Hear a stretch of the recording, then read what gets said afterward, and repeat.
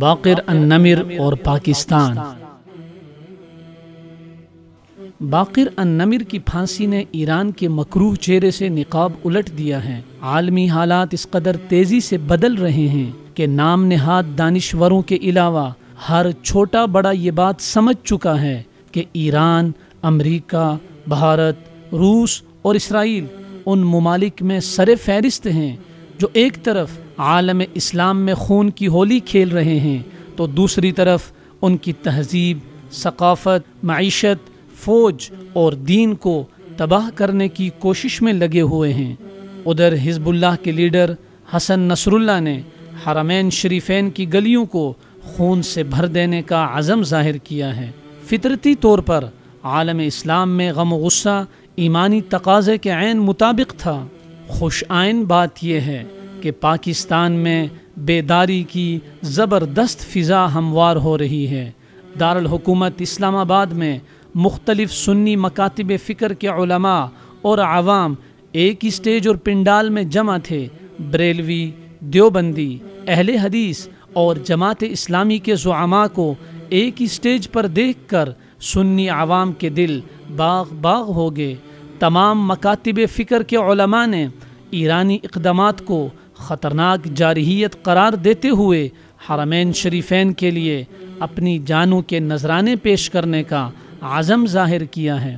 یہ پورے پاکستان کے اندر ایران کے تربیت یافتہ لوگ مجلس وحدت المسلمین کی شکل میں ہیں، ISO کی شکل میں ہیں، امامیہ اسٹوڈنٹ آرگنائزیشن اور دیگر بین آرگنائزیشن جو پاکستان کی ہیں جن پر پابندیاں لگی ہیں، وہ گلی چوک چوراہے کے اندر نکل کے آل سعود کو یہودی کہہ رہے ہیں، امریکہ کا ایجنٹ کہہ رہے ہیں اور حرمین شریفین پر قبضے کی باتیں کر رہے ہیں۔ تو ہم اس لیے باہر نکلے ہیں کہ ہم انہیں بتانا چاہتے ہیں کہ خبردار، حرمین شریفین کے خلاف اگر کسی نے میلی آنکھ سے بھی دیکھا تو مولانا حق نواز شہید رحمۃ اللہ تعالی علیہ کے جتنے بھی کارکنان ہیں اہل سنت والجماعت سے، وہ حرمین شریفین کے تحفظ کے لیے شیخ سلیمان کی حمایت کے اندر انشاءاللہ جہاں بھی ہوگا تحفظ حرمین کے لیے جائیں گے۔ پاکستان میں اس باقر النمر کے ماننے والے کچھ لوگوں نے یہاں مظاہرے کیے، روڈیں بند کی، سعودیہ کے سفارت خانے پہ حملے کیے اور حرمین کے خلاف گالیاں نکالی۔ تو اس کے تحفظ کے لیے، چونکہ مسلمانوں کا ہمارا مرکز ہے سعودی عرب، تو اس کے تحفظ کے لیے تمام مسلمانوں کی جماعتیں، اہل سنت والجماعت، علماء دیوبند، علماء اہل حدیث، علماء بریلوی، ان سب نے مل کر دفاع حرمین کے لیے یہاں ایک مظاہرے کا احتجاج کیا، اہتمام کیا۔ اس اہتمام کے لیے انشاءاللہ ہم ہر وقت سعودیہ کے ساتھ ہیں اور انشاءاللہ سعودیہ ہمارا مفادات بھی ہمارے اس کے ساتھ ہیں، ایمانی رشتہ بھی ہمارا سعودیہ کے ساتھ ہے انشاءاللہ۔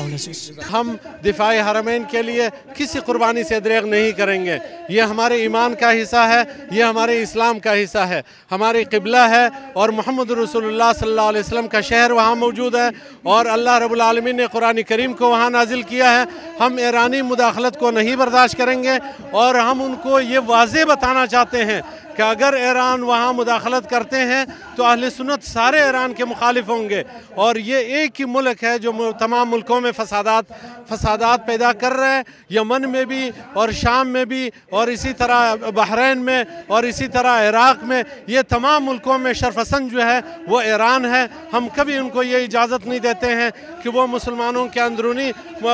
حالات میں مداخلت کریں اور اسی طرح پاکستان کے اندر جو ان کے ایجنٹ ہیں ان کو بھی ہم یہ بتانا چاہتے ہیں کہ یہ پاکستان شیعوں کا نہیں ہے، یہ ایک سنی ملک ہے اور ہم انشاءاللہ سب اہل سنت والجماعت اور عقیدہ توحید کے دفاع کریں گے۔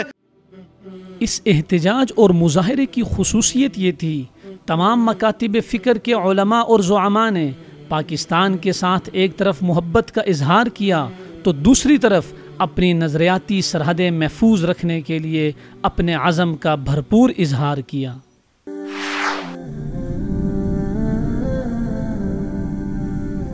وصال اردو، حق کا راہی